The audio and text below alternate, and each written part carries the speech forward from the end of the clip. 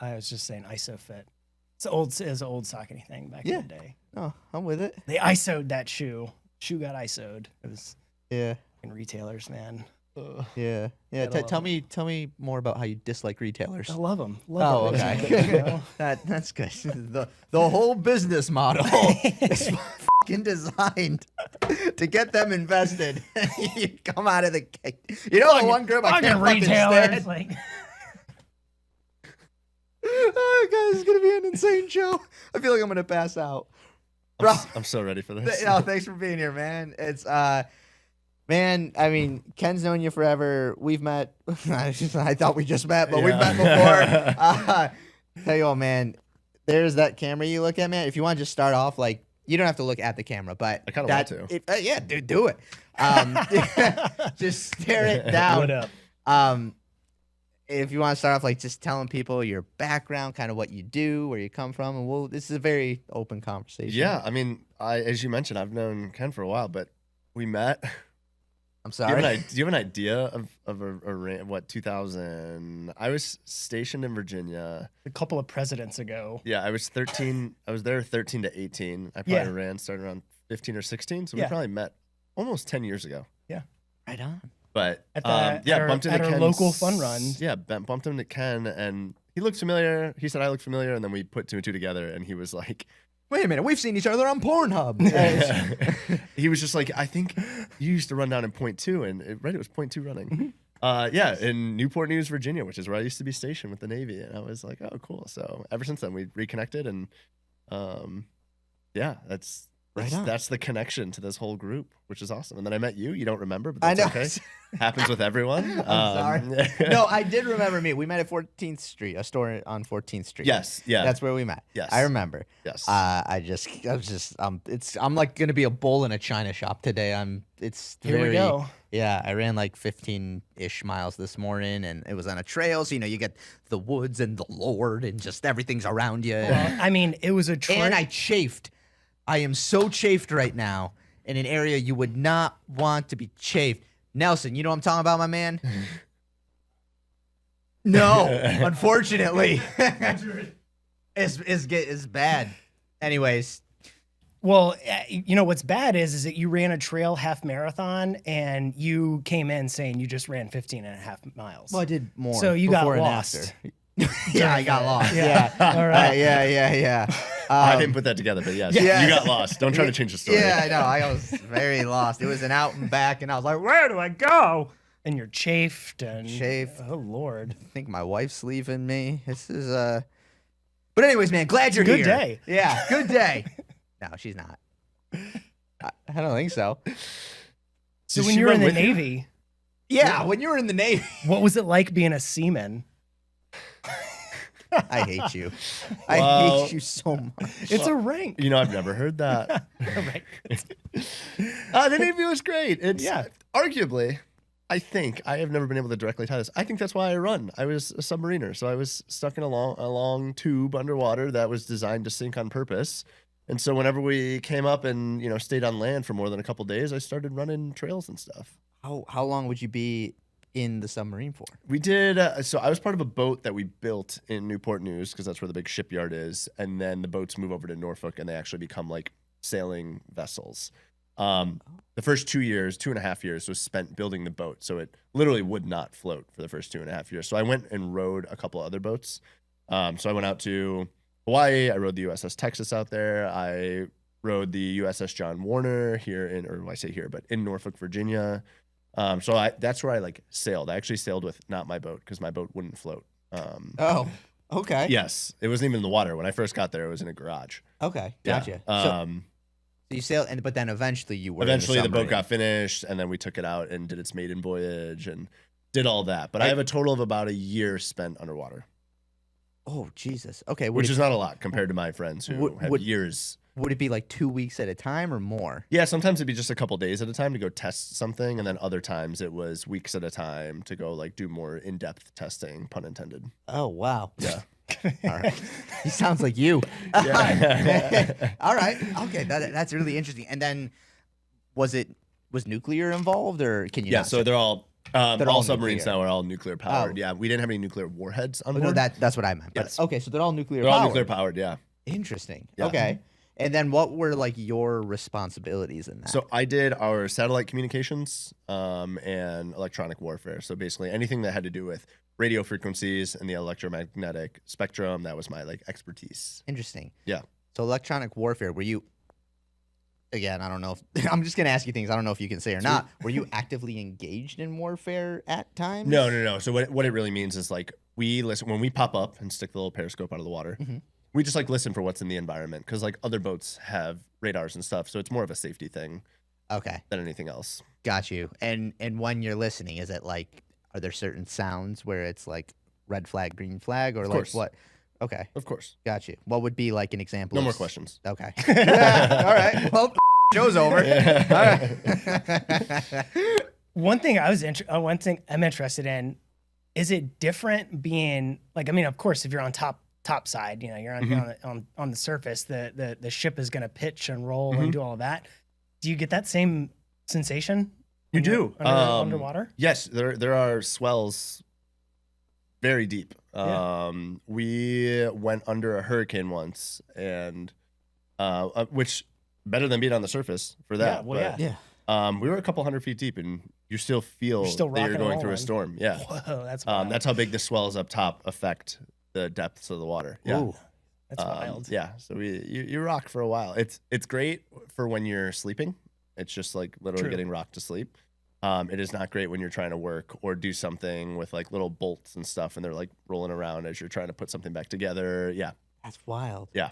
What made you want to get into that? Like, what was that the dream to work No, on? complete accident. Not accident. Happy accidents. It was like a Bob Ross moment. I'm from Chicago, right outside of Chicago, and I just wanted to get out of the Midwest. I had failed out of college. I was working in sales, and I just was like ready for a change. And I knew that I wanted to be on the coast, somewhere by water. So I walked into the military recruiting office. The first office door happened to be the Navy, and this guy basically yelled at me and was like, "What do you want? What are you here for?" And I was like, "I'll talk to you first." And I was like, "I want to get out of the Midwest. I want to potentially join the military." And he's like, "Great. We are the Navy. If you join the Navy, you 9 times out of 10 end up living by water, which means East Coast, West Coast." If you end up living in the middle of the country, Yeah. you suck. Yeah, you did something wrong. They're like, all right, this guy's the Navy. Send him to Illinois. Yeah. And well, that's the thing. Boot camps in Illinois. Yeah. Oh, really? Yes. Navy boot camp is up Yeah. there. Yes. Right Which on. was about 30 minutes up the road for where I grew up. So while a lot of people, imagine these like 17, 18-year-olds that are, from some place where they've never even been in a plane before, they're taking their first flight to arrive in boot camp, and they're like disheveled. And I'm like, oh, I hopped on like a tour bus basically full of all the other locals, and they picked us up and dropped us off at boot camp. Very different, like for day one experience of like, oh yeah, basically my mom could have dropped me off here at boot camp, but it obviously isn't that. That's Yeah, funny. so very, very different start to naval careers. But yeah, that's why I joined the Navy. I was like, I just want to get out of here. And I was supposed to be in aviation electronics, but that was, it was something like a 3 or 4 month wait to finally get in. They didn't have the next contract open until then. But I signed up for it anyways. And then fast forward like a week later, my recruiter called me and says, "Hey, we can switch you to the same job, but on submarines. It pays more, and we can get you into boot camp in like 2 weeks." And I was like, that sounds good, so let's do it. I didn't really think about the fact that I was about to go live underwater. That part didn't click. You heard get paid more. Yeah, I heard get paid Right more on. and get to boot camp and move out of the Midwest. It was all pluses for me. Gotcha. And I was like, let's do it. And then I got to my first submarine and climbed down the little, 28-inch wide hole Right. into what was now my life for the next 4 years. And I was like, oh. Did you sign like a 4-year contract? Yeah, Is that- you okay. do 4. I signed 5, but the first whole year is at school. Right. Okay. So, just learning everything about the boats. Got you. So you did 4, and then you were like, I'm good. No, I stayed in. So in the Navy you do shore duty and then sea duty. You alternate between the two. It's like little breaks and stuff in between. So my shore duty was here in Washington D.C. So that's how I ended up in D.C. I took a job here, helping the government out with some communications and on a team out here, and then stuck around after I got out in 2.5 years ago. I got out of the military and was like, let's stay here. So Right. now on. I'm just a dirty defense contractor, you know. Oh, all right. All right. Yeah. Your words, not mine. I'll admit it. We're gonna leave, and there's like guns and military, There's just like black you cars talking parked shit. out front. Yeah. He is. Yeah. When you were in the submarine, the boat, did you ever see anything strange, interesting, cool? Anything where you're like, wow, I can't believe I saw that. You don't see much. There's no windows, contrary to popular belief. Okay. You hear a lot. So I've listened to whales mating. Hell yeah. I have listened to. I've seen those websites. Yeah. Does that put you to sleep really? Yeah. You you just admitted to listening to animal porn, but continue. Good point. Good point. The other part that's interesting, so we obviously keep all of our sanitaries on board, and then what's called like blowing them overboard. We literally force them out with air, those tanks, and push everything overboard and empty them so that we can use them again. After we blow those overboard, there happens to be a correlation of shrimp feeding time immediately after, which makes a very specific sound that you can hear if you're listening to like sonar and stuff. So is it like it sounds like popcorn. you're like listening? It literally sounds like popcorn popping, and that's them feeding, and it just always happens to be right after we blow sanitaries overboard. So if I just ruined shrimp for anyone, Yeah. Oh man, damn. yeah. Shrimp feed on our ship. You hear a bunch of stuff, but like, yeah, I mean, you can hear dolphins, you can hear what you think you would normally hear, because That's wild. to a lot of marine life, I think we look like just like a big fish that is Right. not going after them for sure. Yeah. And so they just like sharks and stuff. You know how they have those little fish that swim under them. We have the same thing. I think we have like marine life that likes submarines, Oh, that's interesting. especially when we're up higher and like in normal, not super deep. Oh, okay. Right on. Did you ever come across any like USO or anything like that? No, I have not. No. No. Did you tell him I'm super into this topic? Oh, yeah. Oh, okay. Yeah, Cool. yeah. I was wondering. No, that is not a thing. I did. I think. Is that why you laughed, by the way? Because he was like, "Oh, I was waiting for this." I just was like, wow, that was quick. It took a matter of, what are we at here? 12 minutes and 24 seconds? 12 minutes, and we're asking about Is there UFOs. timing on there? Right under the record. Yes. I see a timer. Well, damn. 12 minutes. And I didn't know that. I had no idea. we can get you All some glasses. You want some glasses? Yeah. Actually, yeah, I can't see. It's very blurry. I need them Don't far put away. these on. Yeah. No, I did not see anything. And actually, right after I left and took the job here in DC, that's when the Department of the Navy took over that whole UFO program and sightings and things like that. I just didn't follow it at all. I was Fun. like, I'm out of that world now. So Gotcha. like you're honest. Also, we were underwater 99% of the time we were at sea. So With Not no, a lot going with on. no windows. With no yeah, with no windows. Yeah, with no windows. No windows. All right, so you're underwater. You're listening to whales get it on. That's your life. Finally, nothing like that. All right, good. You're like, I've had enough of the whale porn. You come out of the boat. You move to DC. You're still working for you don't currently work for the government still? Yeah, or I'm a do you- defense you contractor. Still do. Yeah. Oh, okay. Yeah, that's my 9 to 5. Yeah. Okay, gotcha. So you're doing that, and then when did you make the move into is influencing the right I say term? content creation. Content but creation. All right. yeah, When did you make the move into that? That started probably about 2 years ago now. I got involved with the Speed Project and knew I was going to run that LA to Vegas race solo. Okay. And when I started doing that, I didn't even all of this blew up later on, and like I didn't think this through all the way. I just started making videos to highlight as I was running 70 to 100 mile weeks. I started highlighting like how to do that successfully, how to not be injured, how to do all these things that I was doing that I felt working very well for me. And I have a very simple approach to running, and like I'm a very much like, listen to your body. If something hurts, do something about it. Don't just like run through the pain. Like it's just so simple to me.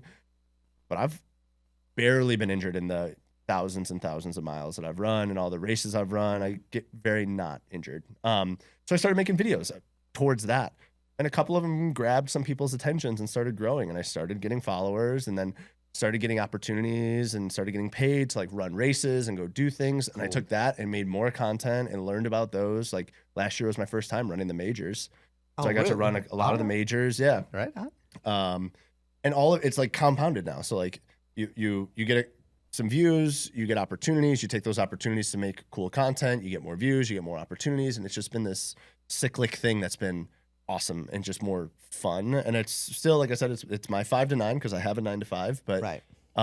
it's just purely fun. And that's why I say content creator. The thing I always explain is I was a Lego kid growing up and I was a tinkerer, and that's like what you did, right? You just played with things, or like video games, or like The Sims, right? You just like build your ideal world or whatever. Mhm.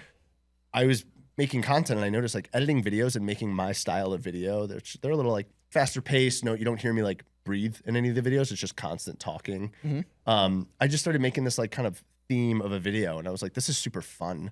Okay. And it's my Legos now, and now I've downloaded. Now I have software on my computer that is, way too high tech for like just making a simple Instagram video. But that's what I do on my videos now. I like make it little mini films, mini movies, and I try to like build a story, have a plot, have a problem, have a solution, all that. And I'm like, it's just fun to me. That's why I say content creator over like influencer necessarily. Yeah, it's But- like totally fair. But That's yeah, what interchangeable. You set out to make.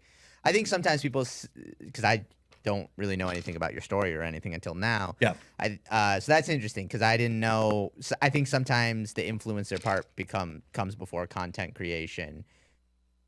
I respect you more now knowing that the content creation comes before the influencer. So that's awesome. Right on.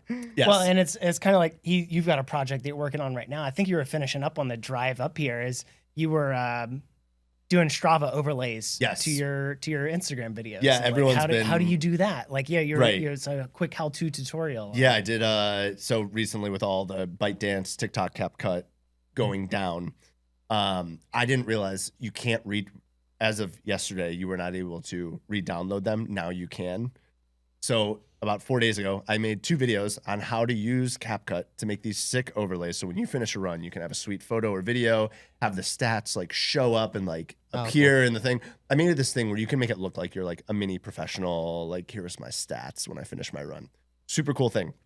First comment I get is, CapCut, you can't download it right now. It's still, even though it's allowed to be used again and it's been brought back, you can't download it. So everyone was like, thank you, but this doesn't help. Right. So then someone was like, can you find an alternative? You've got to know someone.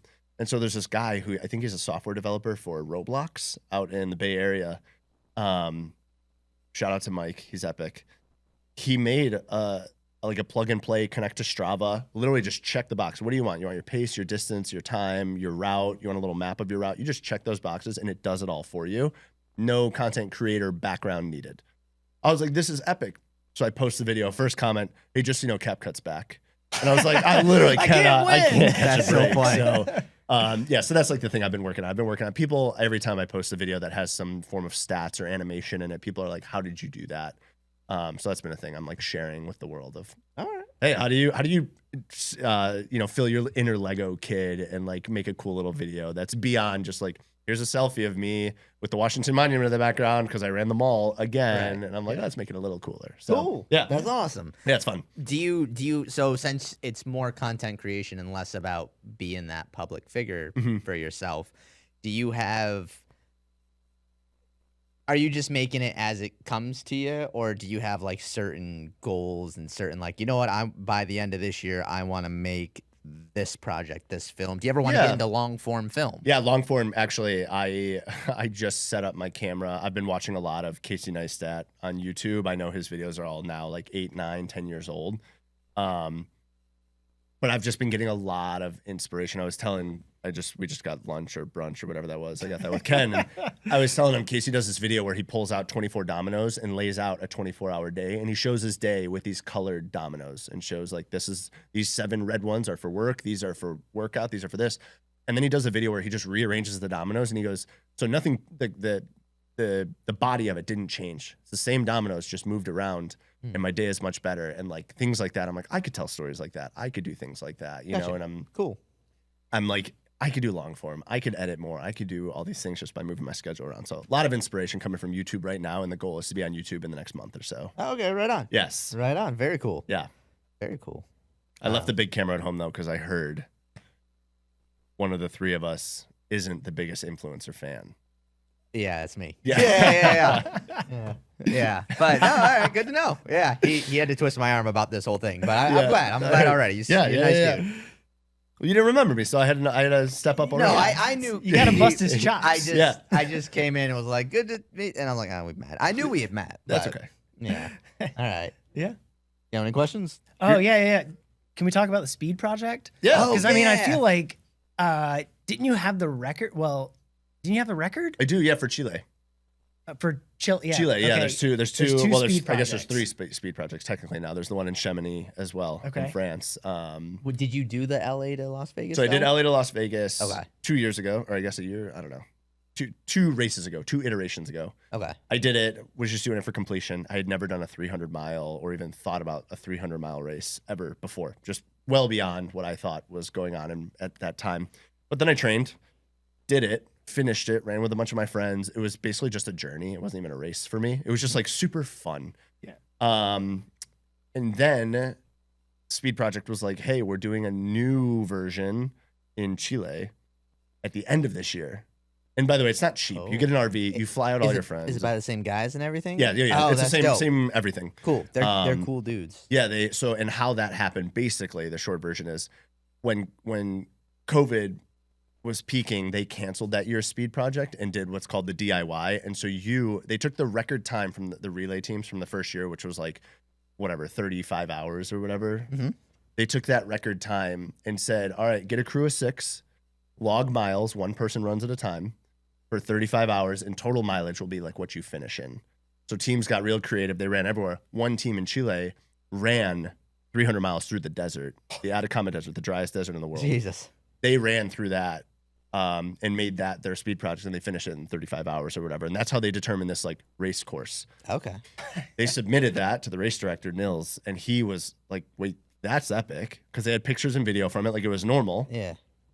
He was like, that's epic. Let's check that out. And that's how the race came about. And so he's like, we're doing it. Also, we're going to open it up to solo, which was a wild thought. He's like, no one's ever done this. So whoever wants to show up. So I run the one. I was supposed to have 2 pacers and like a content driver translator, Chalo. He's epic. One of my pacers dropped out. I think it was like 2 days before we were supposed to fly out. Jeez. Family emergency, which was totally cool. And I was like, we're all good. The other pacer, her name's Parley Hannon. She actually won it this past year. Yeah. She was out there with me. We had met at the Boston Marathon through like seeing each other at the store. She works a lot with New Balance. Okay. Or no, Asics. Wow, no, I should know that.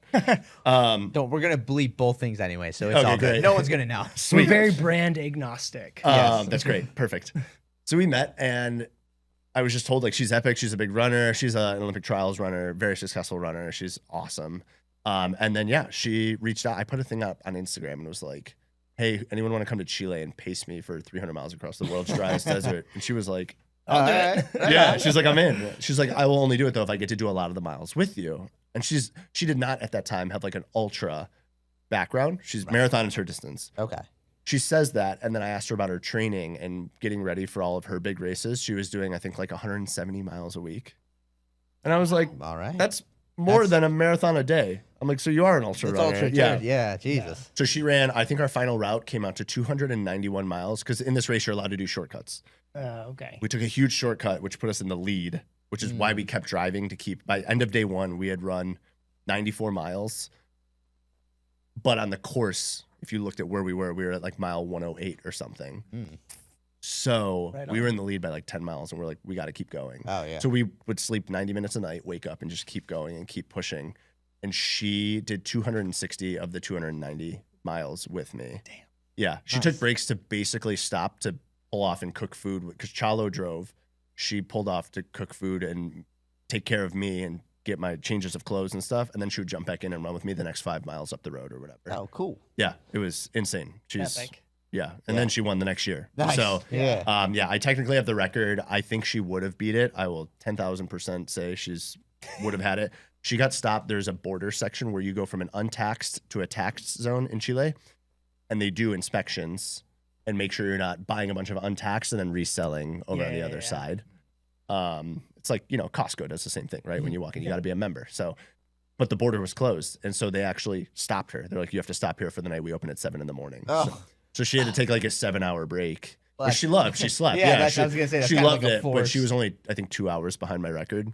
Oh, after a 7-hour man. break, and she would have pushed through. oh I know her. yeah, Crushed it. jeez. Yeah. So Like- do I on paper have the record? Yes, but But Harley Hannon is the name to watch for any race that is beyond ridiculous. also very nice of you that you're like shouting that out in that way. 10,000%. Do you? So when you're traveling to that speed project or the one from LA to Las Vegas, are you like are brands helping you fund this? Do you pay all out of pocket yourself? Like, what does that look like? What do those conversations look Yeah. like?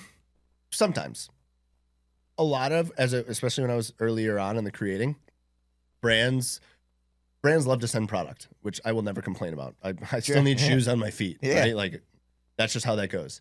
And that's how it started. And that just helped cover costs so I could put money into like getting an RV or paying for my friends' flights to get out there. So anything always helped. Now it's at the point now where brands are just simply paying to run or to attend an event or to go somewhere, Gotcha. which is great. But again, I take that money and I recycle some of it back into a new, unique opportunity or something where I'm like, I want to be able to give it back to the community and put it in a way where I can, learn something new and teach people or go to an event that most people don't get to go to and go do content about it and show people and give them like a real view of what's going on in the world. That's cool. In the running world, especially. Nice. Yeah. The speed project in the U.S.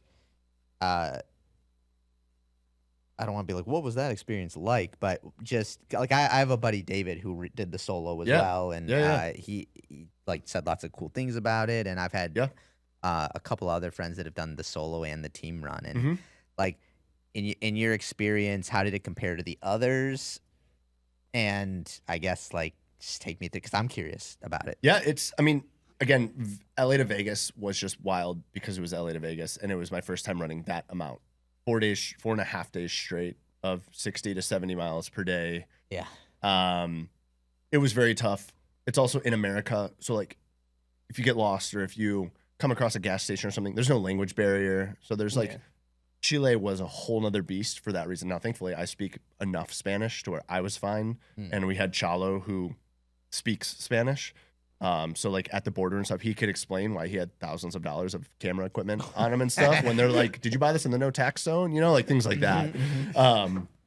So we were good on that front, but also LA to Vegas, you run through the desert, but you're on a lot of like decently populated cities. Like there's a Motel 6 every 40 miles or whatever. So you could stop and like grab a nap inside. The Atacama Desert, just like there's nothing. Tumbleweeds and cacti. No, there's not even that. There's no life out there. It's too dry. There is nothing. I, and Parley can attest to this. There was parts where I would be running and it was so silent and kind of like this, like the acoustics. It was so silent and there's so much sand and hills and stuff. You don't even get like an echo from your footstep. Like your feet would hit the ground and that sound would just dissipate. It was like flat. It was a flat sound. I don't know how to explain it, but it was like what are those chambers that people? It's like sensory deprivation. Yes, Yeah. It was that when there was no wind and it was just sun and it was me and Parley. You would just hear, and it didn't even sound like a footstep. It was just little taps because the sound is so dead out there. It was Did it fuck nothing. with you up here? Yeah, it's just, I hallucinated every night. It was. What did you see? The highway was twisting and turning. I mean, the highway was literally doing this to me. Gotcha. It wasn't. I later found out. But also the lights. So on this, there's a lot of car accidents out in Chile on the sides of the road. A lot of them are actually DUI related because you can see there's beer bottles everywhere. But people just drink and drive out there kind of normally. And in these car accidents, what they do is they go put a little memorial out. And in the memorial, they put a lot of lights and things and they make it like a little shrine. It's really awesome. Those at night when they blink and flash, I would see people standing around them. There were no people. I just was like, and I'd ask Parley, who's also hallucinating. I was like, there's someone standing there, right? Or like, there's a car parked over there with someone standing there. And she's like, yeah. And then we get closer and there'd be nothing there. So she was hallucinating as well. I mean, we were doing 90 minutes of sleep a night and 20 hours of movement per day. So yeah, for sure. Our bodies were just gutted. But yes, we were seeing things. We you were could seeing, just take mushrooms. It was honestly, I feel like this was better. All right. It was great because I want to go to sleep right after. Yeah. And then the highway, the lines moving, and my headlamp and my vest lamp would hit they had the reflective lines, it would hit that, and it would be like a rainbow. I would just see that line turn into a rainbow. Right on. Oh. And it was doing this. Interesting. There was like little rainbow snakes all over the side of the road, and I'm just trying to stay on the shoulder. Yeah. Right. Sorry, Mom. Stay. I'm just trying to stay not on the road, but Yeah. it's moving on me actively, and I'm trying to like navigate that. Parley's trying to navigate. We're both seeing the same thing. Are you sensing any differences under your feet? Right, because I'm assuming the asphalt is going to feel different then. Yeah, I mean, I am sensing it, and that's what kept me on the shoulder. Okay, It's like gotcha. gravelly versus actual asphalt. But yes, Okay, cool. yeah, I was just trying to basically go in a straight line. That's wild. Also, when there was one night specifically, we could see Chala, we could see the taillights from the truck. We could see it parked, and we're like, that's maybe 2 miles, because again, you can see forever out there. There's nothing. We can see these taillights. Harley and I, we swear we ran for 90 minutes, Oh, and the gosh. taillights didn't get closer. Oh, And then all of a sudden, it just like we Just both at you the were same there. time were like, oh, he's like 100 feet ahead. It just. It did. Oh, interesting. But for those 90 minutes, we were fighting demons Oh, to wow. just simply make it to the truck That's to eventually nuts. pull off the road and sleep that night. But Oh, that's net. That's wild. I would it be never crazy if you felt- found out that like It wasn't Chile him or was, something, Yeah, or- or was doing that thing that like my parents used to do when I was like learning how to swim. And you're swimming closer to them, and they would just back up. Yes. So it's like, what if he was doing? Oh, you we find out that he was thought we doing were that? running through all the possibilities. We're like, maybe it's just signs on the Did side he of the road that stop are red actually? lights. Like- Maybe we're getting a reflection off. I mean, we just were like, there's got to be a reason those lights have not been getting close for the last hour.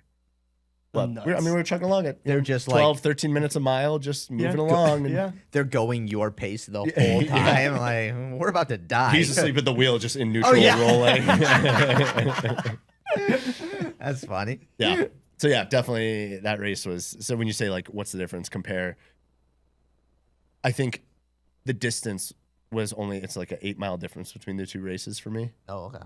But every other aspect, the complete opposite. Complete opposite. We got freezing rain one night on the LA to Vegas race. Like freezing Interesting. rain, which doesn't happen out there even Yeah, too. yeah. Because it's usually like brutally hot. Yes. So The desert can have really wild like temperature swings. and it was at night. I mean, it was 25, 30 degrees at night in Chile. And we slept on the side of the road. We just slept outside. We bought a tent and we're like, why even put that up? It's, it's dry. Did you have a moment with the freezing rain where you're like, maybe God doesn't want me to do this? I thought a lot of people didn't want me to do it. And that night was a test. That's funny. Yeah, that night was hard. But when I think it wasn't Shake Shack, maybe it was like Carl's Jr. or something. We had food in the RV waiting for when I got to that. And that's the other thing. LA to Vegas, we had an RV. So like hop inside Beautiful. indoors Yeah. in a heated environment. Like Chile, we had the equivalent of like a Toyota Tacoma. Oh, yeah. That's all we rough. had for 3 people. It did have a backseat, which was full of our bags. And then it had a truck bed, which was full of all of our food and ice and, supplies. How many crew did you have for the RV? 6 the first year. And then I did it a second year, but I dropped out and I had 3 for the second year. Gotcha. And then is like one per. Are they taking shifts driving? Okay. They are taking shifts driving and or pacing and or for the past year, I brought 2 photographers. Nice. They were all popping out at different spots. So yeah, everyone was just doing whatever. I mean, it was, thing. yeah. And now that I've run it 3 times, like it's so much more chill. Now I can take a less experienced team. I'd be very comfortable with that because I know the route. I know the things. I know what's going to happen. But like my first and second TSP, I was like, I need people that can kind of grind it out because Yeah. I have no idea where I'll be in so my many head. unknowns. Did like- you Yes. did you see any rattlesnakes or anything like that? No, no. I don't think we ever saw snakes. And again, Chile, no wildlife at all. Really? Okay. Oh, I did get attacked by a pack of wild dogs. I meant the U.S. one. oh, You that- wait, hold on. Answer that. Let's go back to that. Jesus. That's a bombshell. The U.S. one, no, didn't. We didn't see anything crazy. It's I like don't no think. scorpions or roadrunners. No, because you're like, or- yes, you're in the. We did see a snake, I guess, but it was like a garden snake. Oh, It was- gotcha. And I think it was like in LA County. Like it was not when we got out to the Okay. desert. We were still in LA, and I was like, was that a snake that just like ran across the sidewalk? Yeah. That's wild. Okay. What happened with the dogs? Yeah, I forgot about that part. You blocked the You bad forgot stuff about- out. Well, okay, so part of the reason I dropped out of the second US version was because of all the dog run-ins, which they're not wild dogs in LA to Vegas.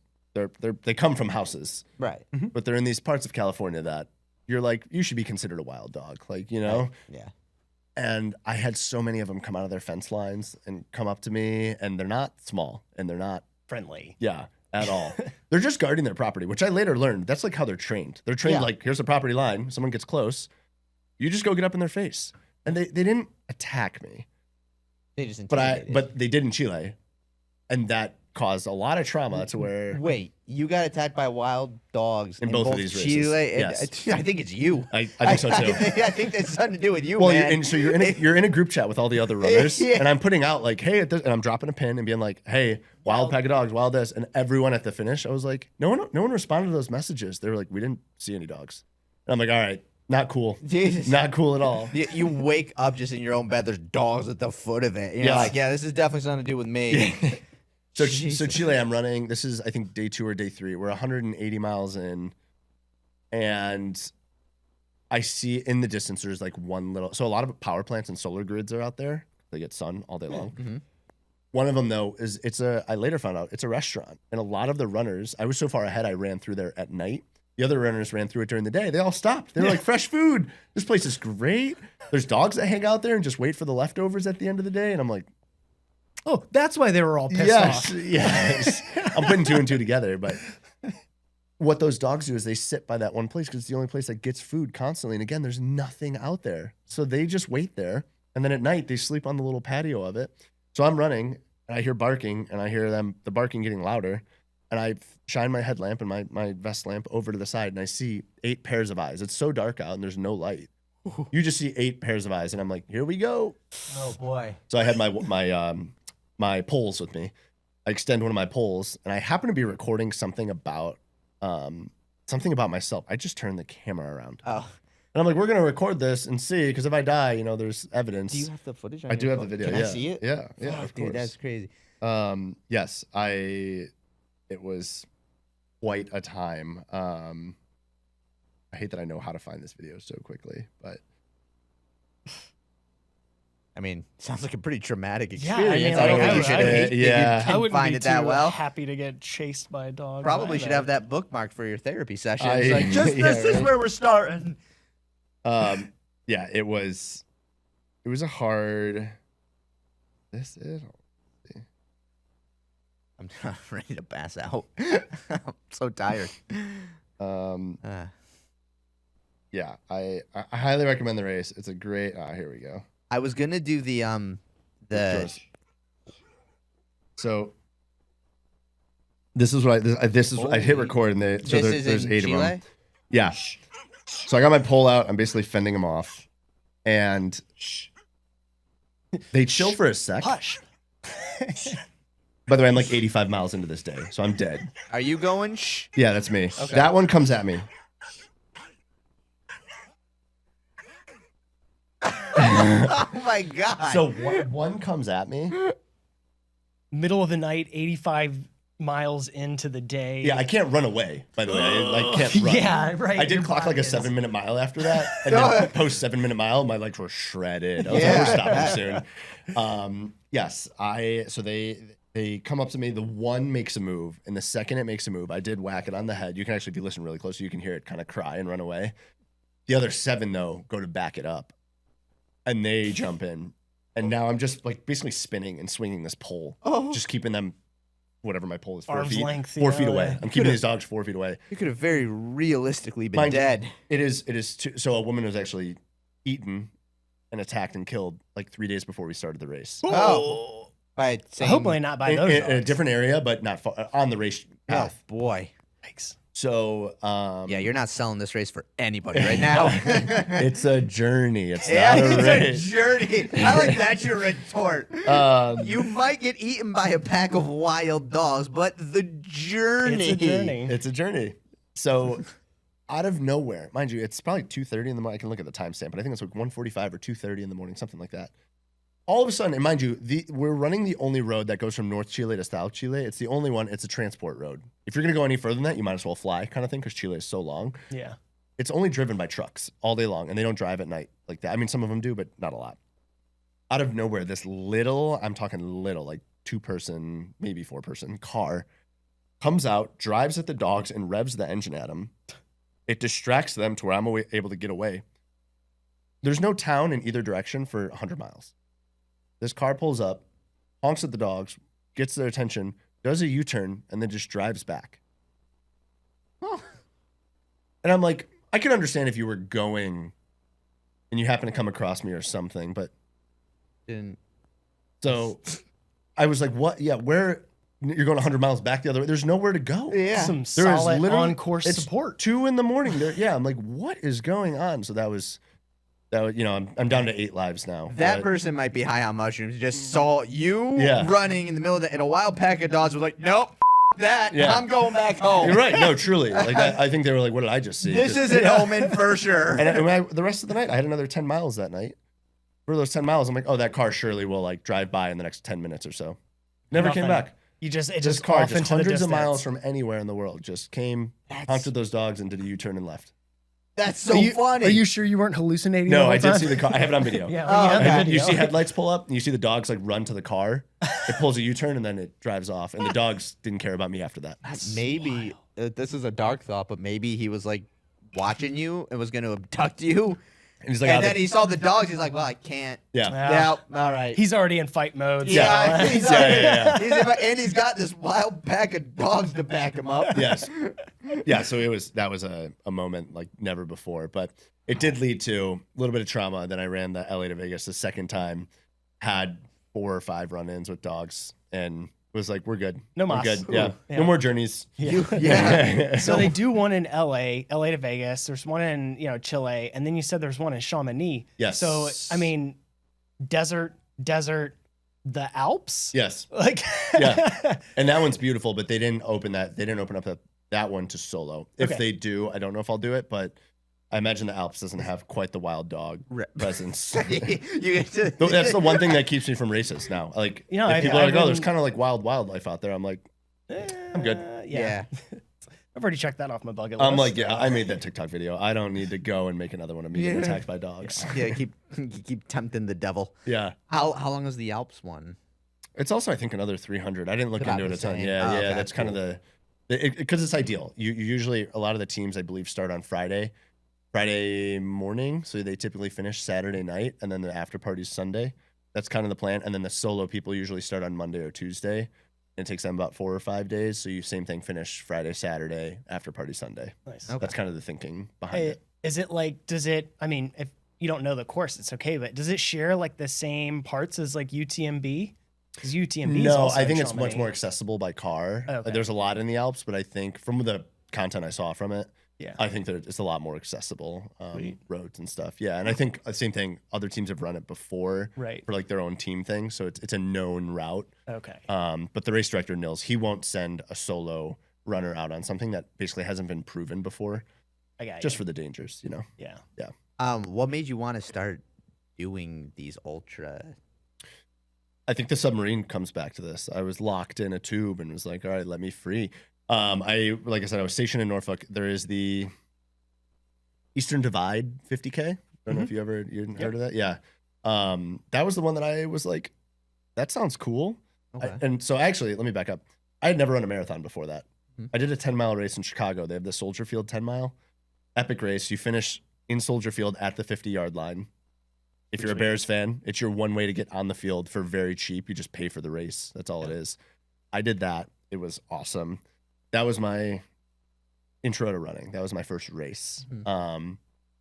Fast forward to, that was in 2012 or 2013.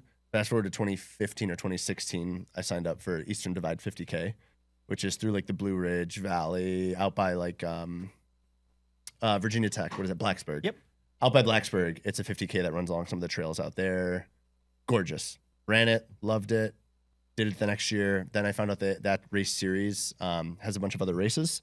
Did some of their other ultras. Then got stationed in DC. Did a 50 miler, a JFK 50 mile. Nice. Did that one or two times, and then from there just made the jump very quick to 300.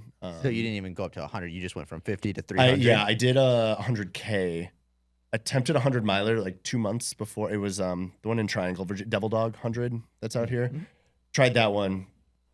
Dropped at mile 82. Oh, that's rough. Oh, You're yeah. so close. Final lap. Yeah, Yeah. It's 20 mile laps. Oh, Final man. lap. And I said, nope, not worth it. Because once you go out, there's like no turning back. So Yeah. I was like, I'm good. But yeah, dropped out of that one at 82 and then went for TSP and finished it.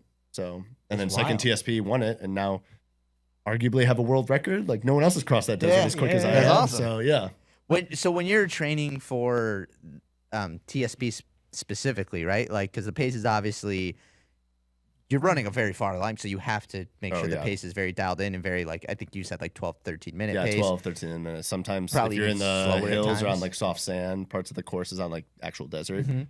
18-minute. It's real slow, low and slow. So what does your training look like for that? Like I'm assuming high mileage.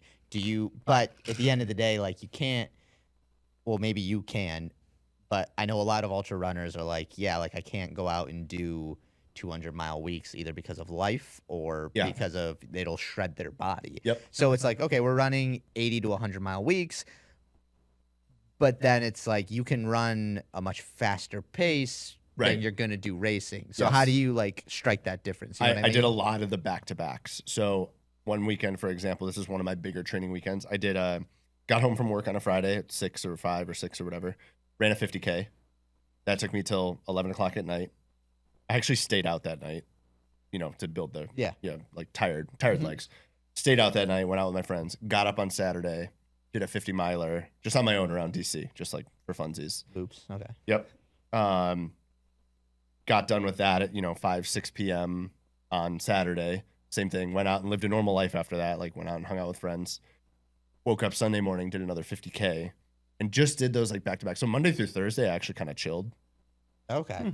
but did the like let me build tired legs. Let me build that idea of eating gels and not so fun of foods. I eat a lot more real food now, Mhm. but When you're starting off, you're like, I don't know. right, I this. didn't know. Yeah. Yeah. Now I'm like, I don't even for ultras. I don't even pack gels. I'm like, Right. give me a actual sandwich, and I'm not talking like PB&J with a little Yeah, honey yeah. for extra cut. No, I'm talking like go to Subway and give me a Yeah. sandwich. Yeah. I'm gonna throw a sandwich in my vest. It'll fit. And then whenever I get hungry, I stop. Oh, I don't stop, but I walk and eat a whole sandwich. Yeah. Nice. Yeah. But yeah, that was kind of my like training. I was like, man, keep it chill. But I run commute. That was another thing that That's cool. helped. I was initially when I started training for the bigger ultras, I lived 7 miles from my job, so 14 miles round trip, Yeah. 2 or 3 days a week. Right there is 40, 50 miles, and then you do 80 miles on the weekend. You got a 130-mile week that Right. only actually was 4 days worth of running.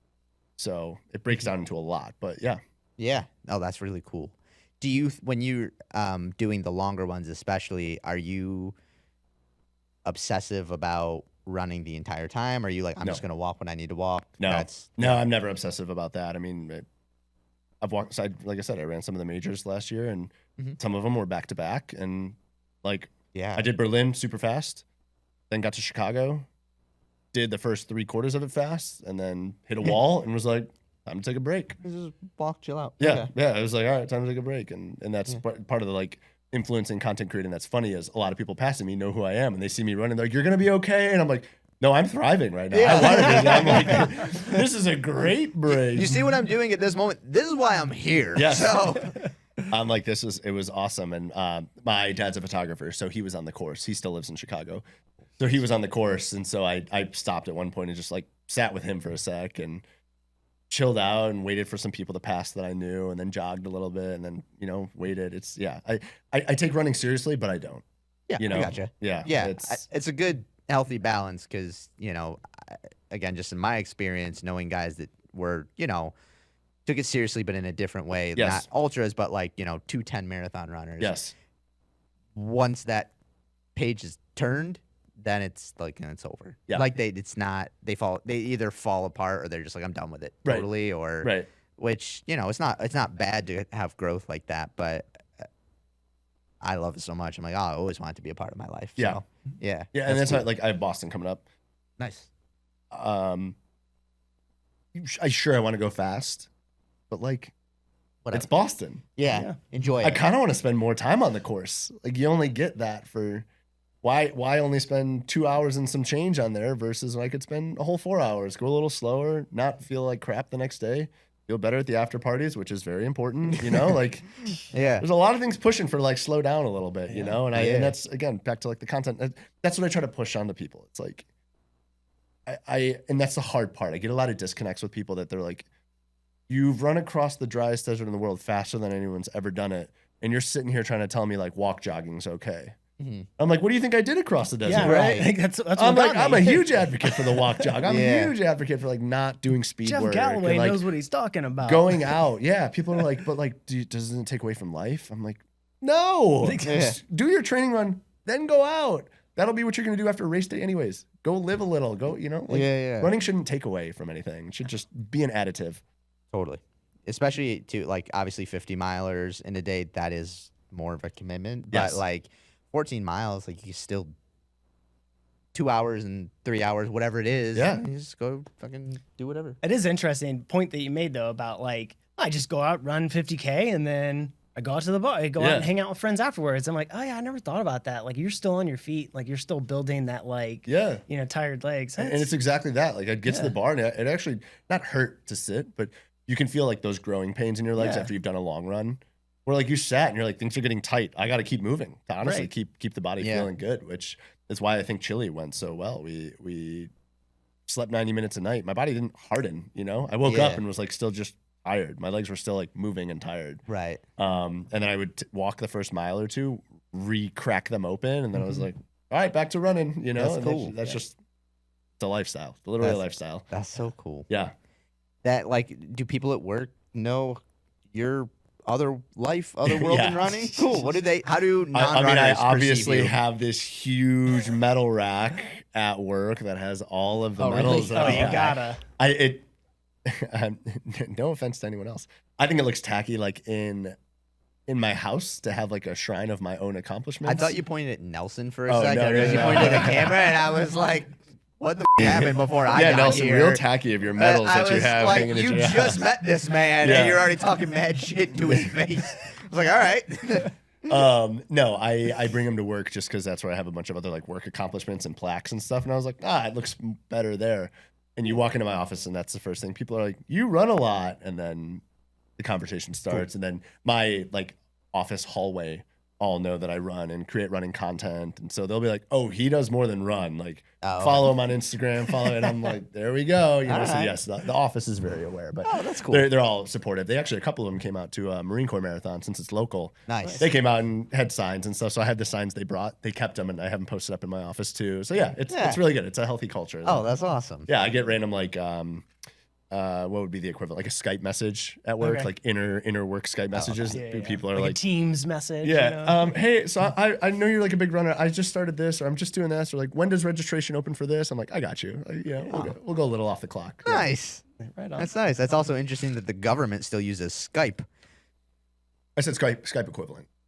Oh, okay. Skype equivalent. Cool. Top secret now. He can't tell you what program. Yeah, I they can't use. tell you.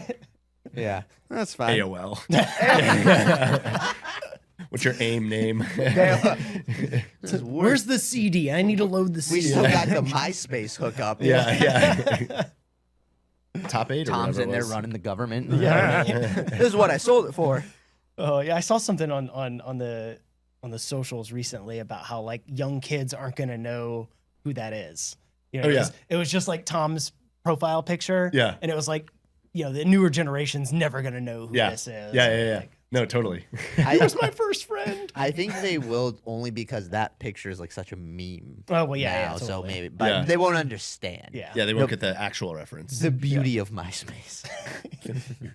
If you want to call it that, I Rest guess. in peace. Yeah. Rest in Right. peace. Rest in peace. He didn't want to control the world. He was like, okay, I just want to make money. Bye. Yeah. Which is that still a thing?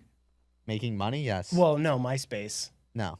He sold it. Oh, he did? Yeah, I don't Is my know. profile gone now officially? That's the newest, Like- hottest platform to go be a content creator. Yeah. Get back. I don't know. Here, let's Google it. I'll look it up. My- Does MySpace still exist? MySpace. It's one of those where like I wouldn't even go to the website because who knows who's bought it and what Right, they've done to I it know, because now right? it's a prank to like Oh, yeah. infest your computer. It's some Russian thing. You're gonna get a. Does MySpace still exist? Yeah. You're gonna get a. You're does gonna get MySpace- a that's Chinese. actually the MySpace Google. might be the new TikTok. Hey. Wow. MySpace.com. Look at And it. Looks yeah, so. it just- It looks so wow. current. Yeah. Oh, yes. And It's almost like a Yahoo old homepage.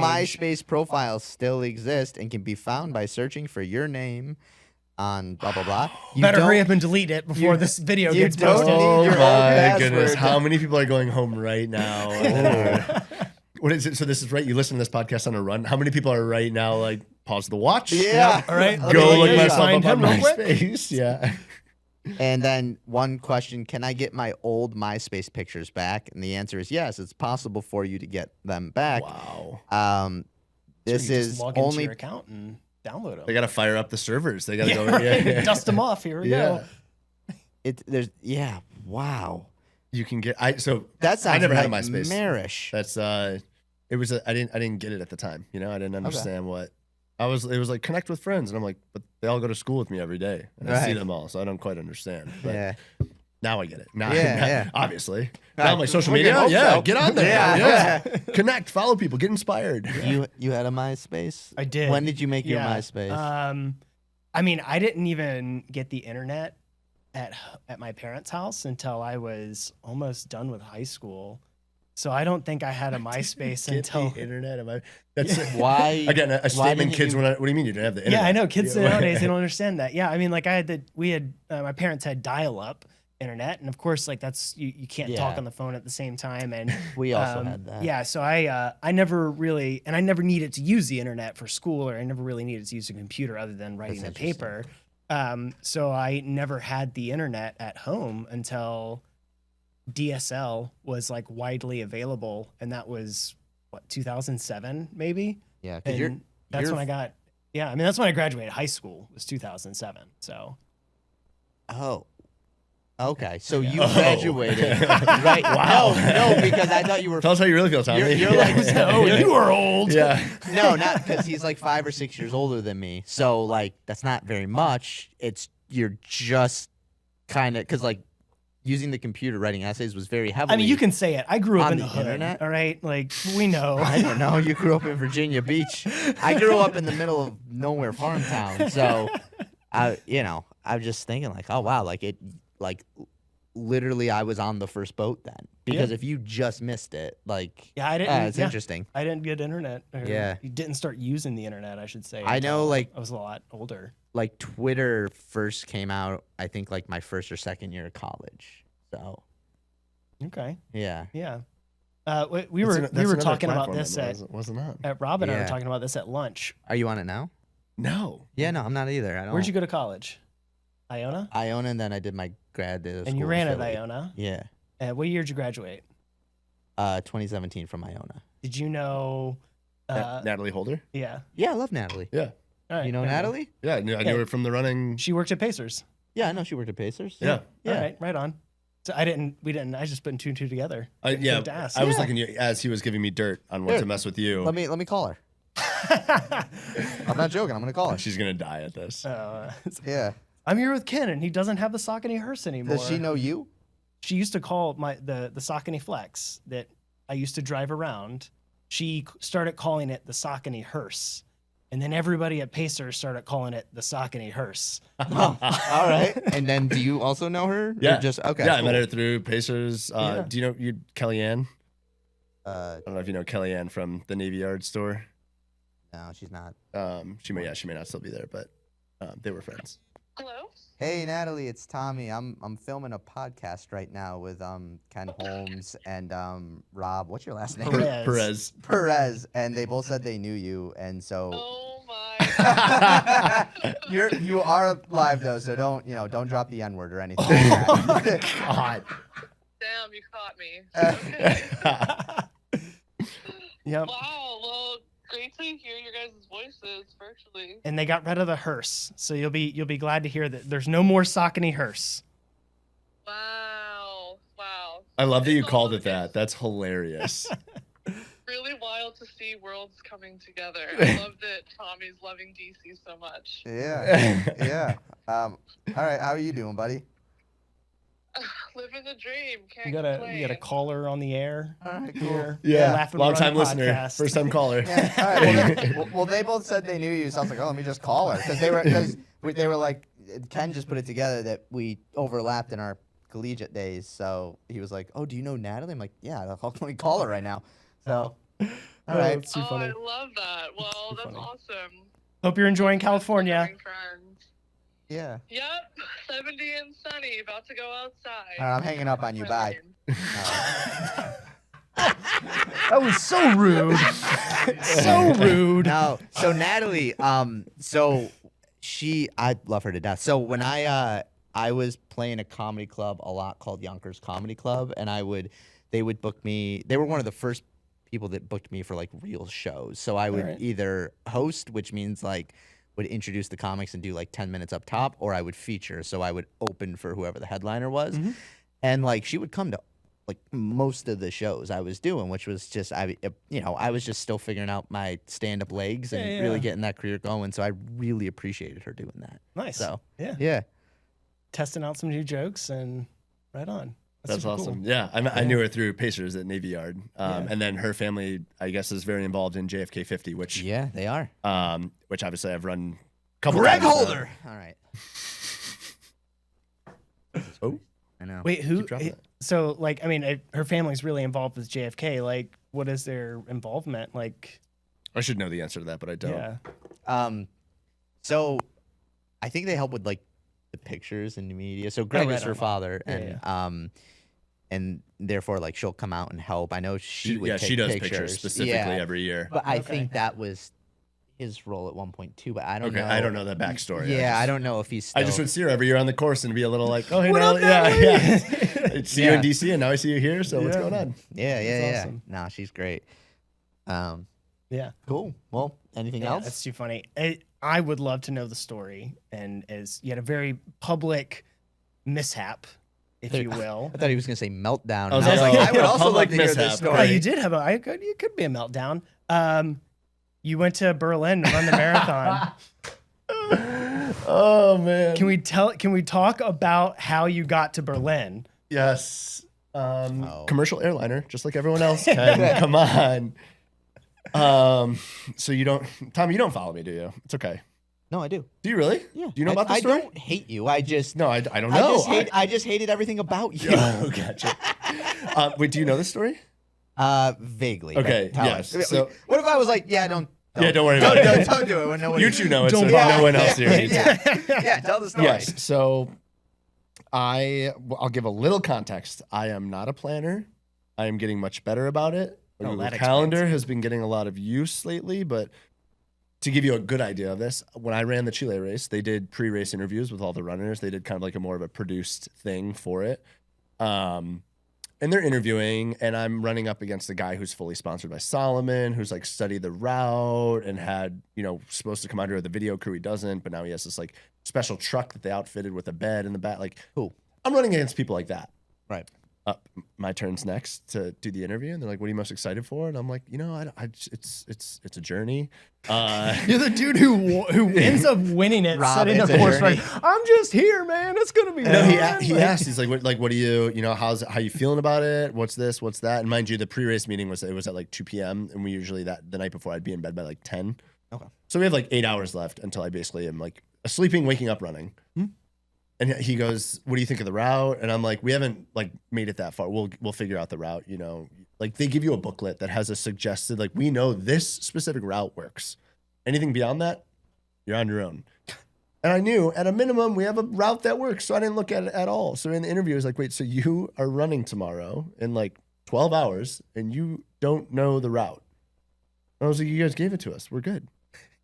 You expect me to memorize 300 miles of roads? Yeah. I Like- was like, "No, you give us a fucking map. Like we're good. What do I care?" That's funny. That's my level of planning. Fast forward to Berlin. It's booked. I'm running it. I'm getting so excited. I am packing 2 hours before I'm going to the airport. By the way, I'm flying out of Dulles, so it's a 1 hour ride there for an international flight. So I'm really, really pushing it. I go to where I think my passport is. It's not there. I had just moved to a new apartment, so I'm like, I know a couple other spots where I would logically put important paperwork, check all those spots. It's not there. It is now an hour to my flight. I'm like, that's it. That's all she wrote. And it was it was supposed to be my first ever major. So I'm like, I just blew it. And a brand sponsored me to go there. So like Oh God. everything was good. It wasn't paid for, but a brand Right, got me a they're- bib last minute. Yeah. I'm stoked to run this race. I'm also trained for it. I'm like ready to go fast. Right. I'm like, that's it. I throw in the hat.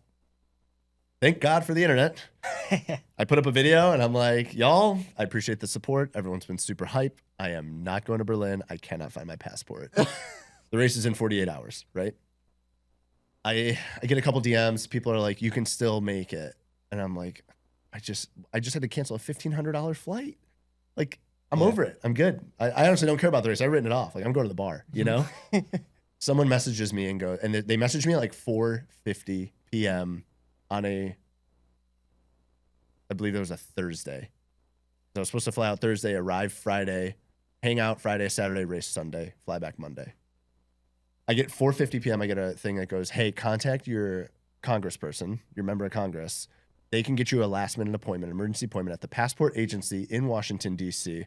If you bring all your documents and you have all your paperwork, you can get a passport tomorrow. And I'm like, I'll look into this. So at like 4:59, I call my congressperson. I get the voicemail. I get the answering machine of like, office hours are closed. Please contact us tomorrow. And I'm like, it's off again. So I post another video where I'm like, I tried. It's not happening. Thanks for the support. I get another DM at like 8 p.m. and someone's like, go get a passport photo. Go get this. Go get that. You can get a same-day passport at the passport agency. It's possible. Oh, nice. And I'm like, All right. there's no way. I've heard of people getting a passport in a week. Same day? No way. Yeah.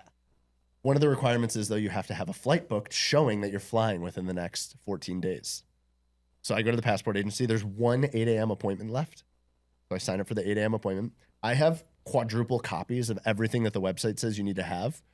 Driver's license, a form that states you've lost your previous passport, birth certificate, social security card. And I happen to have all that, thankfully. I am organized-ish, except for the actual passport. So I pull all that. I make copies. I book a flight for whatever, the first one I could find out. So I get to the passport agency, and the lady at the window is like, hi, when are you traveling? And I'm like, now. 1 p.m. It's 8 a.m. How many hours? I'm like, 1 p.m. She goes, what? And I'm like, it said same day online. She goes, yeah, we put you through the whole process. We vet it. We do all your paperwork. She goes, I'll see. So I submit it. And by the way, after this, I've done like Instagram lives, updating people. People are so bought in. Right. I am getting I was DMs invested into the story. So many people. I am still known. I now show up to races. When I get to the start line of Marine Corps, some guy came up to me and was like, dude, love the passport story. I'm just like the passport runner guy. That's like how funny. I did an Instagram live last night, and someone was like, where's your passport? Did you check on it recently? I'm like, come on. So it's never gonna die. But so I walk in at 8. The window process is done by 8:10. I'm like one of the first ones in line. She goes, go home. We'll give you a call when it's ready. Hopefully we can make your flight. I get a call at 9:30, 90 minutes later. I get a call from like the head honcho manager at the passport agency. And he goes, Mr. Perez, we have your passport on my desk right now. Please come back and get it. Have a safe flight. Enjoy your race. Enjoy it all. Because I told them the story. I'm like, I'm supposed to be in Berlin because you're supposed to do it for emergencies only. And I'm like, yeah, I'm supposed to be in Berlin for a global event. My mom's dying.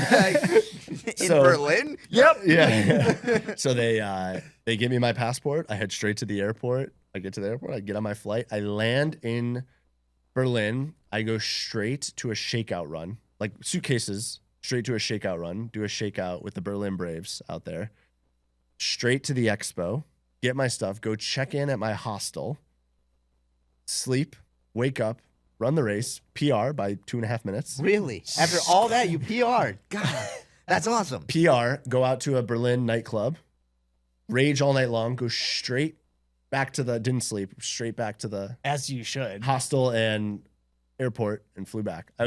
I got to the race 20 hours prior to the start line. That's wild. And I left 20 hours later. I was in Berlin for 40 hours. PR to marathon, raged all night, hung out with a bunch of friends, flew back to the States, and that was the Berlin saga that now. That's wild. It's all a journey, you know? It's a journey. It's a journey. I got your episode name. This episode is called The Wild Dog Journey. Yeah, the journey. The man of many journeys. Yeah. Journey. I love a bit. I love a bit. All right. And so my girlfriend was just, every video that she saw go up, and she saw, people ask her. Right. She's like a fitness instructor here in DC.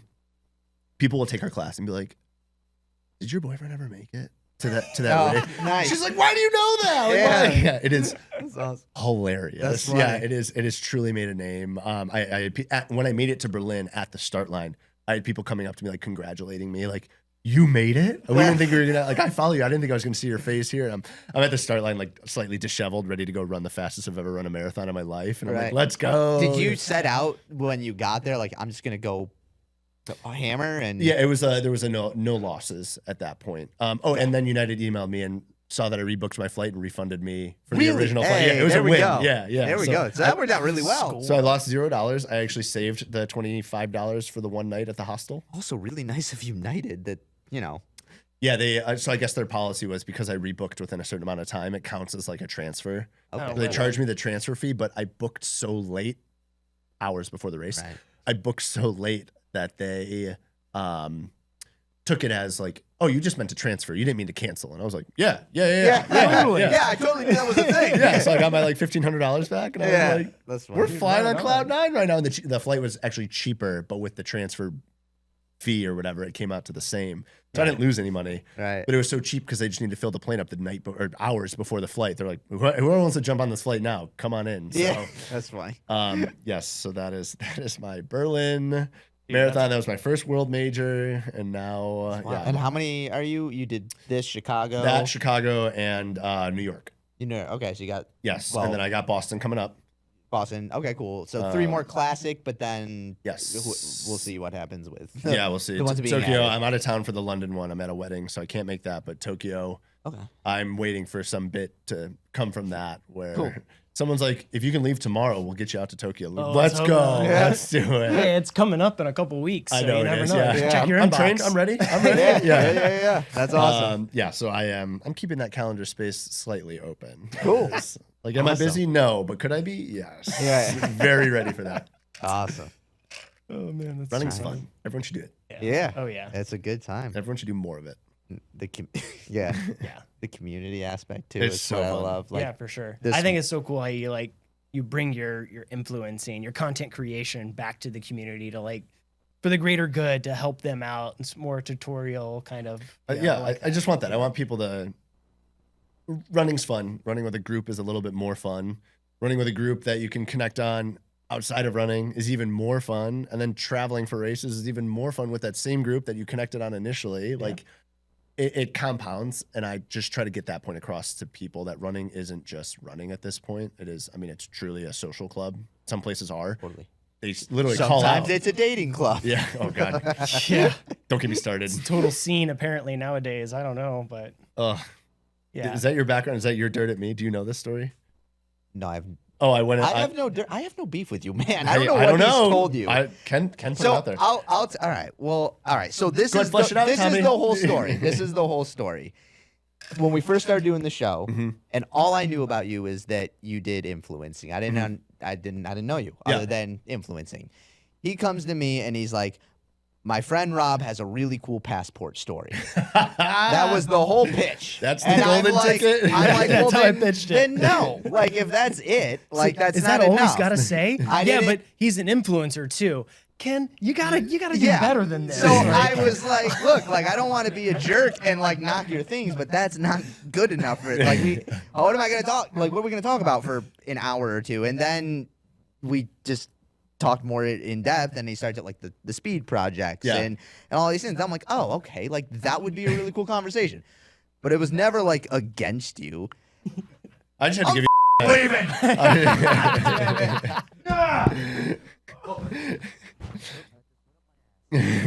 I had to give you a hard time. It was too Ay, easy. Dios mío. It's all good. Um, We're good.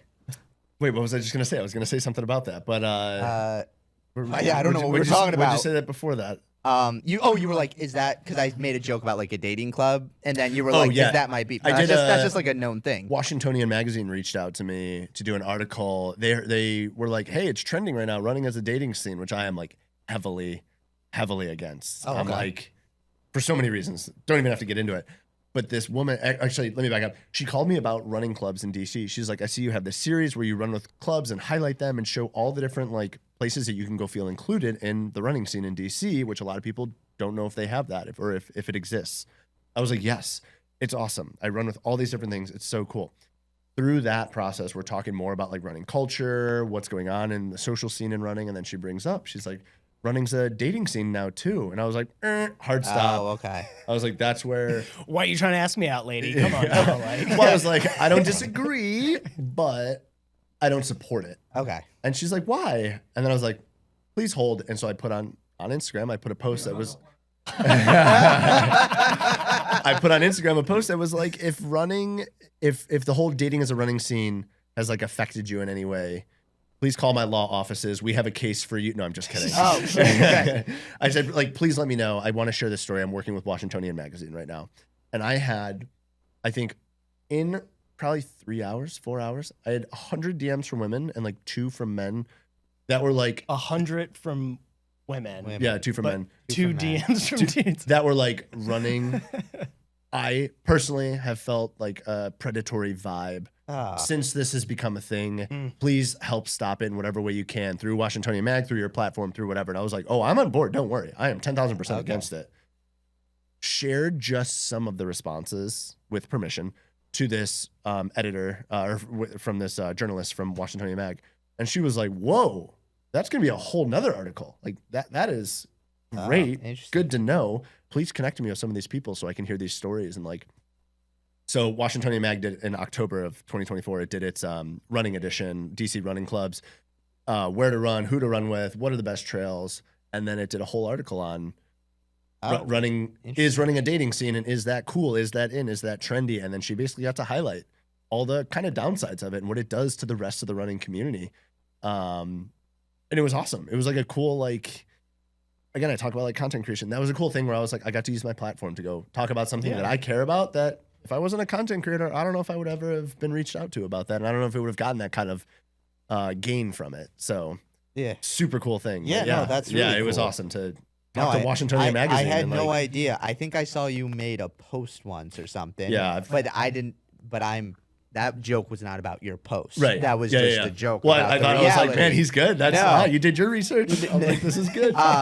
That's just like a joke about the community. But like, damn, I didn't know it was like that. Oh, yeah. So, the article's out there. What would I search to read it?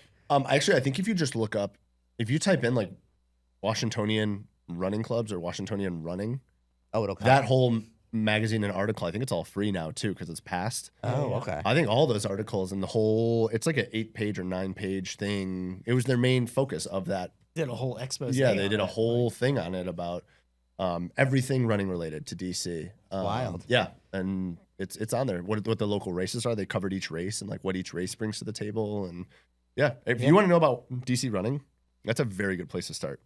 What's your favorite DC race? Because I have a favorite one. A little bit more underground. It's a little more underground. Yeah. Do I know it? The DC half and half. You run from Ben's Chili Bowl in is it like Courthouse to Ben's Chili Bowl on 14th Street? Yeah. And you got to eat a half smoke and some fries and then run back. Oh, it's a half marathon. Is this official? No, it's like a sort of like a fun. We'll make it you know, official. I know we could. I know what I'm using my You know, platform for this week. Yeah, so it's a half marathon, between the two, and you run you eat a half smoke at the mid spot and run back. The tough part is going back. It's uphill because you got to go up that Rosalind Hill. Oh, I don't know, man. You better find out because I'm gonna beat it. it. We're gonna do it. We're gonna do it. That's so funny. Yeah, my favorite DC. I mean, I think my easy answer is Marine Corps Marathon, but that's only because it's so fun for me. Mm-hmm. It's just a fun race. Last year I did a video on like how to cheer for that race, like where to go, where the turnaround points are. Yeah. And like where the metro can get you to. And people like followed that route. That video did really well because so many like parents of runners and people that came into town were like, no, that was perfect. You like see your runner in 5 spots with only 2 stops on the metro. Yeah. And meet them back at the finish. Like it was awesome. But yeah, Marine Corps Marathon is just so fun because there's so much hype around it. This year's the 50th anniversary. So it is. I think it's going to be, I think it's going to, 2 years ago, that race filled up for the first time ever. So I think Marine Corps is gaining its the traction's getting back, It is, and it's cool. It's your nation's capital. Like I forget that DC's the capital of the U.S. Like low key, I forget that, and it's because I live here every day, so I don't think about it that way. But when I was out on my 7-miler this morning, I saw this family walking by, and like the mom and dad were explaining to the kids, like this is where this happens when you hear about this in the news and government and voting, and that's where. And they're pointing at the Capitol, and I'm like, oh yeah. This is like quite arguably a very important place for Yeah. like the entire country. And We I just take forget for that because I'm granted, just like, you know, like oh, I'm at a red light and I'm stuck because I want to run across the street, but I can't right now. So Right. yeah, so like it's Marine Corps Marathon's a good reminder of that, and seeing all these people travel from all over the world to go run like in the nation's capital of the U.S. Yeah, it's cool. So cool, yeah. Super So cool. that's my favorite, but. Yeah. I got into cherry blossom for the first time ever this year, Hey, and right I have on. a feeling Congrats. that one. I've photographed it the past couple of years. I think it's gonna be so fun. Nice. Yeah. Yeah. Awesome. it's always at a good time of the year too. Yes. and, yeah, I'm excited for it's that. Awesome. Yeah, beautiful weather. So that one may take a short stint of being in charge, but I think Marine Corps. nice. Yeah. Sweet. Awesome. Right on. Yeah. Right That's, on. that's super cool. I had something else I was gonna say, but I forgot. And running the Yeah. DC perimeter, I've done that twice now, and How long was that? it's the route I made. It's like 46 and some change, Oh, that's just under 50. Yeah, yeah. it's a good one. That's another one that like you see all different parts of DC. You see all the quadrants. The eastern border has a little bit of elevation that actually looks and overlooks the city in a very interesting way that I'd never seen before. Yeah. Would you ever start your own, like, let's call it racing company business where you would put on these races? I don't think I get asked a lot of questions about will I start fill in the blank here? Will I start my own run club? Will I start my own race? Oh, Will I really? start my Okay. own name any of those? No, I just want to go highlight the ones that are there. Okay, cool. I don't want to say running's oversaturated. I don't think it's oversaturated. I think there's plenty of opportunities. People just don't know about all of them. Right. People don't know. There's not enough exposure for some of these like smaller, the half and half. Yeah. That sounds great. yeah. Yeah. Build it and kind of normalize it, and Totally. people will have something to go do. And if that's their take on running, if they like eating and running, Yep. let them do that. They don't want to go run a 50 miler around the perimeter of DC. No. They don't want to go run a half marathon through DC. Like they want to run and go get food. Yeah. Food. Yeah. Great. Yeah, So dude, I what is the Shake Shack run? It's like a Shack track. Oh, Shack Track. and Yeah, track. Pacers puts that out, yeah. Yeah. That's a cool one too. Yeah, I want to highlight. Same with run clubs. Will you start a run club? Will you do this? Will you do that? And I'm like, You got- no. I'd rather go and highlight all the run clubs That's and cool. show. And that's the biggest DM I get. I live in this neighborhood. I run about this pace. I want to know who I can run with. I'm like, perfect. Because not to sound selfish, if it weren't for me, where would that person go to find that information without like digging deep in the internet? They'd you have know? to Google. Yeah. So it's cool that I get to be like, oh, you're looking for a run club that's more social, does like a 10-minute pace, and gets coffee every morning or whatever. Yeah. Here's who you go run with. That's and then awesome. people they enjoy it. And Yeah, that's the goal, right? totally. They enjoy it because they're like, this is so cool. You help build that community. Probably help give certain communities money as well, which matters. Yeah, that's awesome. Mhm. Yeah, if run really clubs awesome. can get a little support or even free bibs, that is the biggest Yeah. thing that people will kill for free bibs now, and I love that. Yeah. I love that running clubs now get like running or races now reach out to running clubs and say, hey, we want to give 3 bibs to y'all so you can raffle it off to your things, and like that forces you as a runner to go be in multiple run clubs. If you want to be in multiple raffles and stuff, Yeah. go try out different run clubs, go try out different places. So it's cool to see that and see some run clubs really take off with it. Totally. I'm getting hyped. Yeah, Let's go. It's one of my favorite series that you've done. Yeah, Recently. it's so you fun. get to check out new clubs, new groups. Like I feel bad. meet I new want to keep people, doing like- it, but they happen at 7 a.m. or 6 at night. It's dark out. yeah, And I want it to be I want the club to be attractive.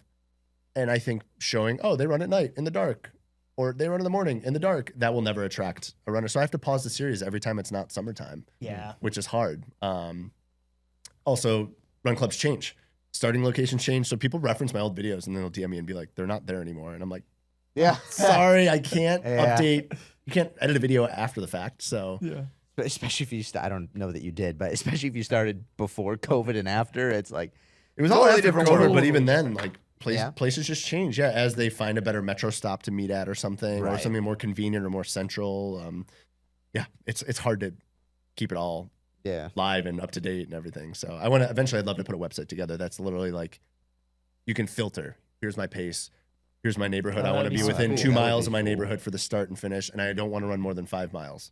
Boom, and it lays out like dots of days and times you can run at. Yeah, because it is annoying to Google and dig in. Like running in the USA has all the races, and that's really nice. Yes. But The fun group runs, yeah, So that this is stuff my calling. If trickier. anyone wants to help build a website, that'd be great. All right, right on. I'm gonna use He's got y'all's the platform. idea right here. Yeah. Cool. Any other questions, my man? Did you get that other one?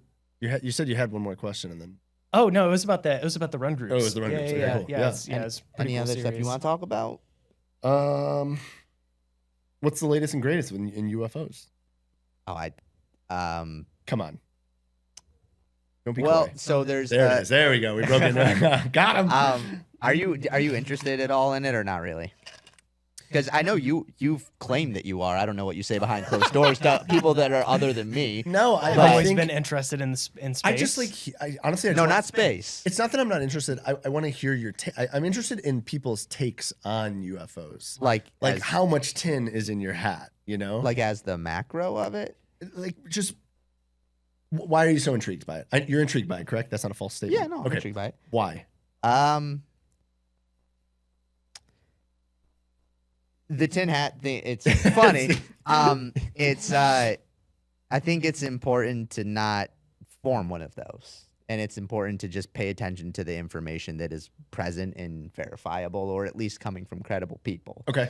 But even the regular, I would say the majority of the regular population isn't paying attention to the congressional hearings with David Grush and Lou Elizondo. Okay, that's fair. And which is like a deeper perspective of this. It's, Yeah. It's not just like TikTok showed me this video of this unidentified Right. flying object, and And- like now I'm questioning things. Yeah. Like, sure. yeah. And even so, like, even things that maybe seem a bit apparent, people will lose I'm guessing people will lose focus or stop caring relatively quickly. And I think a really good example is the New Jersey drones, right? Yeah.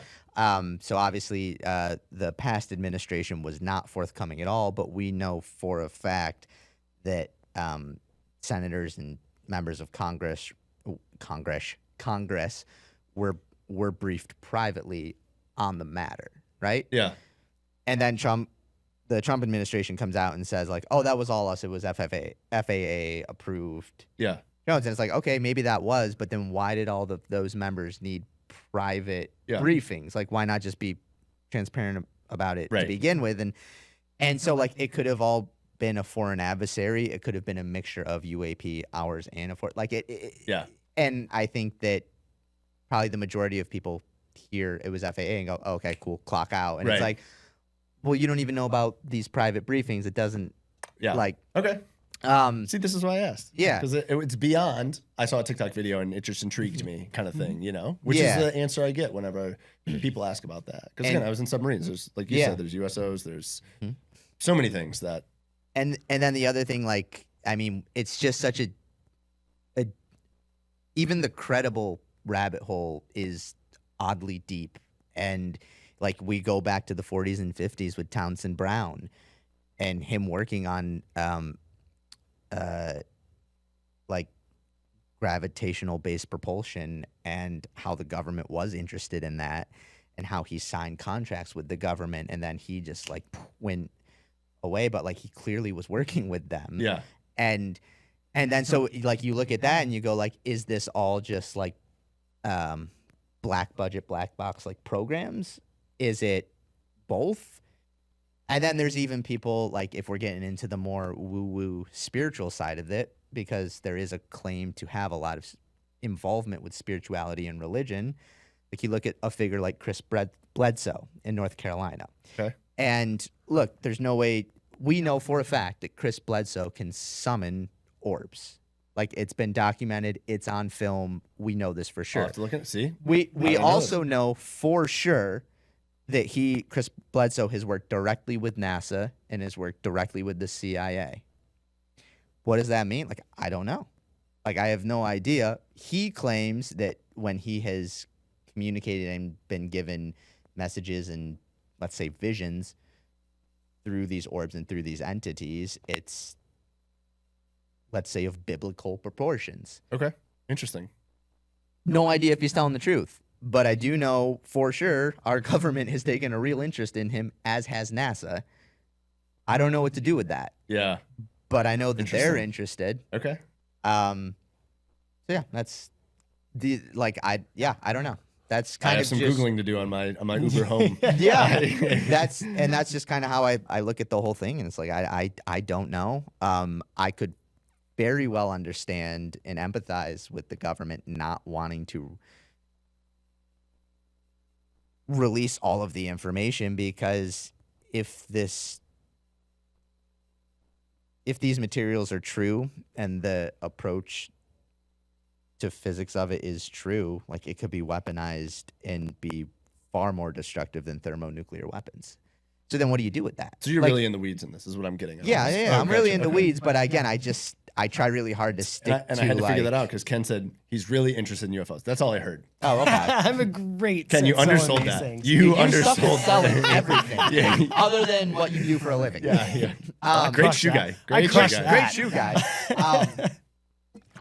But in terms of like, oh, the different species and this and that, and blah, Yeah, yeah, like yeah. that, I kind of stay away from because I'm like, maybe, I Gotcha. don't know. Okay. But it's if it comes from a really verifiable, credible person, Yeah. and I could even give you some names to listen to that are, but it's just that person, you Okay. know, and even that person is like, okay, you worked with the Carter administration, you're a renowned lawyer, but at the same time, and like the people you represent are people like Lou Elizondo, but I don't know if what you're saying is real. Like, there's no way to know. So I just try to look at the information we have, but I don't know. Sweet. Okay. Yeah.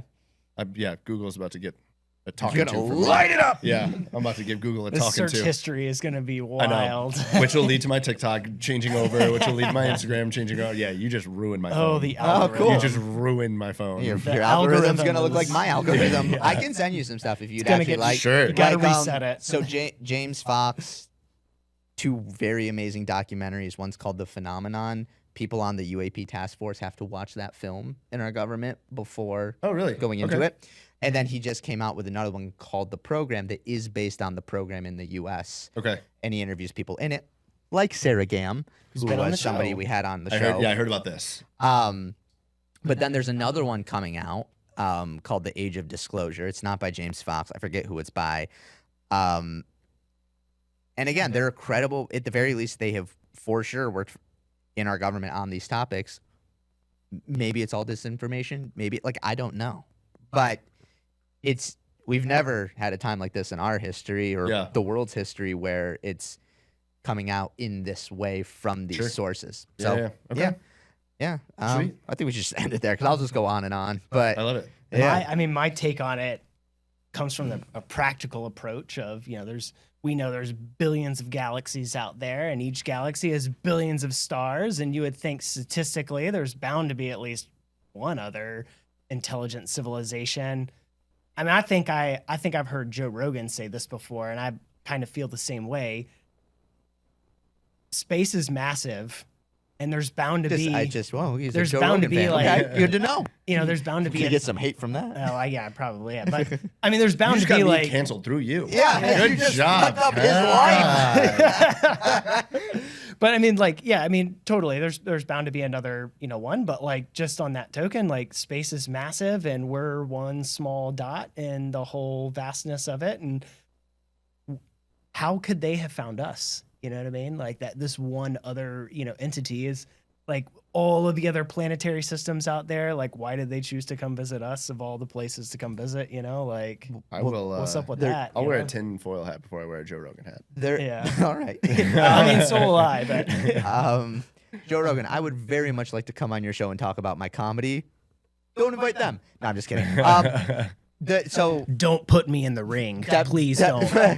Definitely could be a possibility. But then again, even that's a very binary. I'm not taking the piss at you, but like that is a binary thought. And this is what I was saying earlier, where you get into how do you communicate this with the public? Because that has been the notion for the past since the 40s, right? Yeah.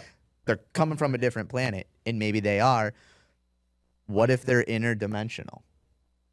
Meaning it's just from a different dimension and they've figured out the physics of how to go back and forth between the two. Yeah. What if they're actually a civilization from this planet and it's just part of nature, like Time travelers. right? Maybe, but 150 years ago, like we weren't necessarily aware of germs and atoms in the way we are today. Maybe Yeah. it's just something like that. Like, how do you know? So there's a lot of like. I can't wait to re-listen to this on my next run. Yeah. It's gonna Time have will to be tell. at least like a 30-mile run. I'm gonna have to really Yeah. kick some things over. Well, we're a little over an hour and a half in, so So that's like a, Yeah. that's a 30-miler for me. yeah, Easily. right on. It's only 90 minutes. God Yeah. bless you. But yeah, I mean, it's very interesting. I don't feel that it's tinfoil hatty like, but definitely to some people, Send it me will sound send me like that stuff, and I will make the decision. Okay. It might be. I don't like. Again, it's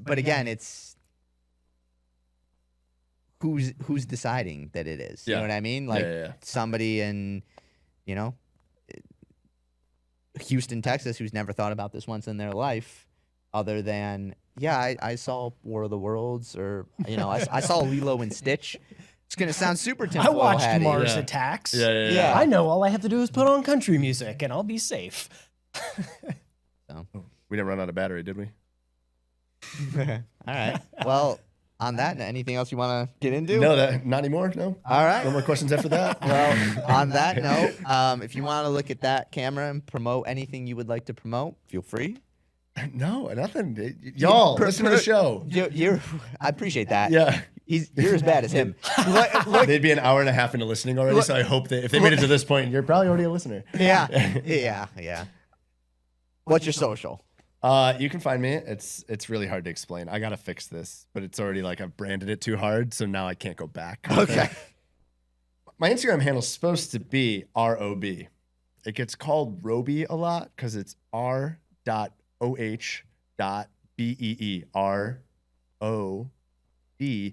But again, Yeah, that's tough. yeah. Yeah. But again, it's so branded. Right.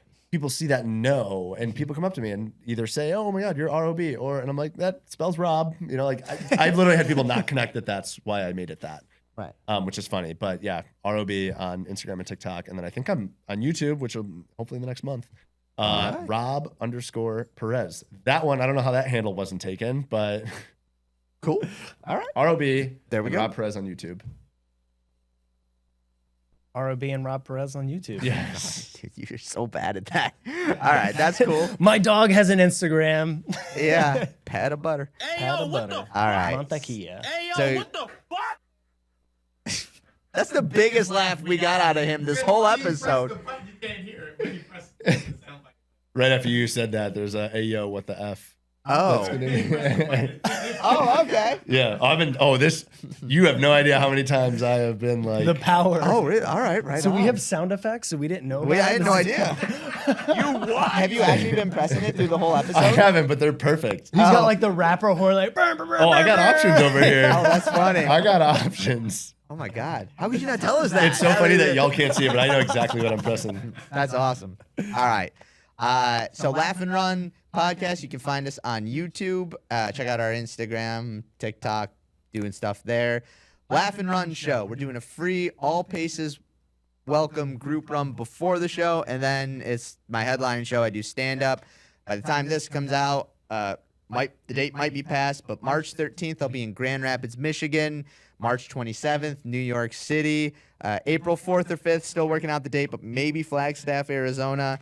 And then more dates to come, but it's going to be Florida, Salt Lake City, Minneapolis, Bozeman, Montana, Rehoboth Beach.